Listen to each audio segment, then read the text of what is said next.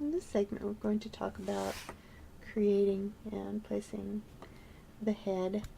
What I like to do is begin with a sphere, going in the left view, and I'm going to create myself a sphere.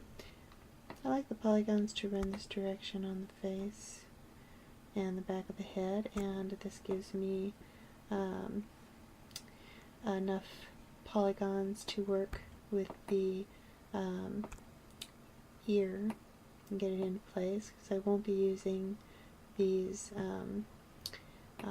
points here. Those will be deleted anyway. So when I have a sphere, I want to make sure that it's going to be light. So currently this has 32 segments. I'm going to dial that down to something very light to start with,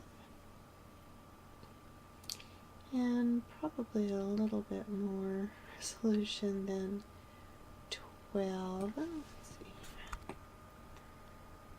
Actually, that might be pretty fair to start with. We're going to take it up just a little bit more.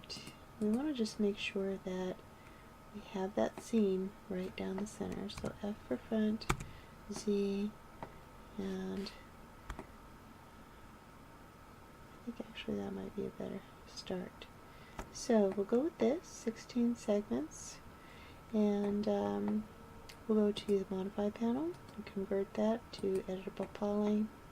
Now we can have our objects to work with. First thing we're going to do is start shaping that up. So Charlie Brown head, so we're going to take that in a little bit, and this is at the point where lattices come in real handy. So what I'm going to do is just select all of my verts and put a lattice on. So the modifier stack, go down here to my FFD box, and I'm going to start get hold of my control points. I'm going to start shaping it up with that. I know that I want my ears to come in, and the eyes typically are just halfway in between the top of the skull and the chin, usually. And so that starting with a configuration with a line down the center in both the directions is going to really help.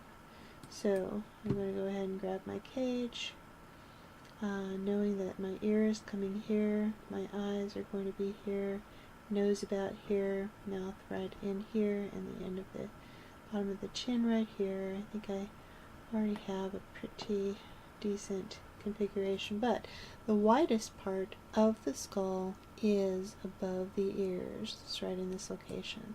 So with that in mind, I'm going to grab the control verts or control points from the lattice right along that edge, and I'm going to pull that out. I'm going to push this in a little bit and maybe get rid of more of that rounded shape. You can already see that we're getting a little bit more like a head shape. So the next step is to make sure, now a man's neck, a thick muscular man's neck usually comes from the ear, bottom of the ear, straight down and then out the lat. So you can see that I'm seeing my ear here, and the thickest part of my head is here. That's accurate. I'll need a little bit more definition. Pull this out just a little bit more. The height is fine. The chin is fine. And I'm going to want to portray this particular man as very masculine. So one of the ideal ways to do that is to make sure he has a very strong mandible area. So I'm going to grab those and I'm going to pull that out in the direction that I want it, and then I can shape up the chin a little bit more later on. Alright, so I think I've got a pretty good start here. I don't have any control verts in here, so I'll have to collapse all and put another lattice on to get what I want there. I'm going to come down to, let's see, 3, 3, and 3. Actually, let's do, I'm going to do it there. So 5. Alright, it's a little closer, but I need them a little bit higher so I don't need to struggle so much keeping the width there. Alright, so with those in place, I'm going to grab this area now and pull it out a little bit more. Alright, so that gives me what I want. Collapse all. And that gives me my general shape to begin my head in that direction. Now we'll work on it in this direction. I can and have just left the lattices on and continue to work with them, but collapsing and saving my file gives me more peace of mind as I work, because with this type of modification sometimes you get some kind of wonky things happening, so I like to save often. Nearly as often as I used to have to save, but still do it. Alright, so, whoops. With this cage, I'm going to grab the control points, and instead of scaling, I'm going to start moving them now. So you can see that I'm going for the base of the skull now. Might be a little too much. I can come in here, actually move these up.